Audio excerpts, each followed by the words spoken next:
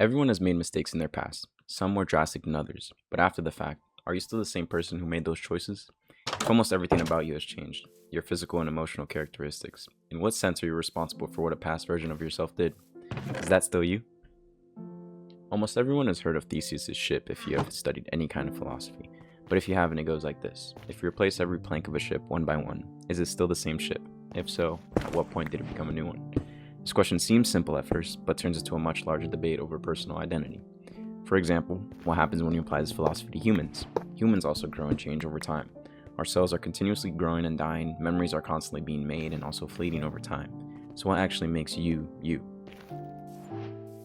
If we say that we are simply identified by the sum of our physical parts, our brain, body, and everything else, we run into the major issue of things like dementia and brain damage that can physically damage your brain and turn you into someone you're not.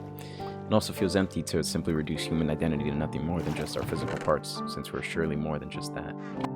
John Locke, one of the most famous 17th century philosophers, argued for a different definition of self.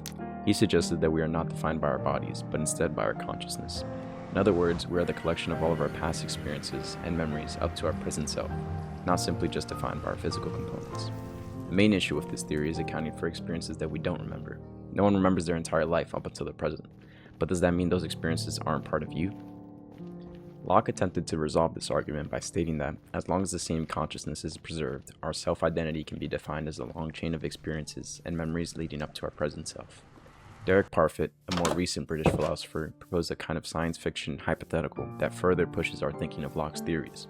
If you were able to transport your body and consciousness from the Earth to the Moon, creating a perfect one-to-one copy of yourself, and the version of yourself on the Earth gets destroyed, is the copy still you? What if the you on Earth is not destroyed and only dies a couple days after? With this one hypothetical, Parfit perfectly examines the difference between physical and psychological theories of personal identity.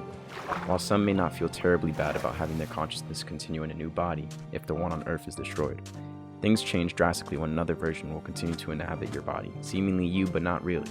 I mean, you're still going to be the one dying on Earth while the other one is on the moon. Okay, but what does any of this have to do with our original question? A lot, actually. We really have two main answers to our question. The first is that we are clearly not the same person who made that mistake, and it should no longer define us. Rehabilitation clinics are made for this exact purpose. People can help themselves and change for the better. Buddhism goes even further, arguing that self-identity is not a fixed thing, but a constantly flowing process. Clinging to the past is a form of suffering, and if you have genuinely grown, then dragging that past self into your present life doesn't do anyone justice. And there's something optimistic about believing in someone's ability to grow from a mistake that may give us some faith in humanity. However, our other answer may not provide us with such faith. You can't just reap the benefits of your past self and disregard the mistakes. If your past self built relationships, earned a reputation, or accumulated anything of value, why are we so quick to deny responsibility when it's negative? Derek Parfit also wrestled with this. If there truly is no persistent self, if we're all just a series of loosely connected moments, then in a strict sense, no one is ever fully responsible for anything. And that just doesn't sit right. Because a world where identity is completely fluid is also a world where trust becomes nearly impossible to obtain. Accountability is the backbone of building healthy relationships with one another, and without it, everything just falls apart. Now, I'm not here to say there's one clear right or wrong answer, because there's not. But what I will say is that it doesn't seem right to pick an extreme on both sides. People grow and change over time, yes, but some mistakes can cost a person their entire career or life. And perhaps it's not whether or not we are the same person who made that mistake, but whether we are willing to continue living with a piece of who that person was to properly take accountability for our actions.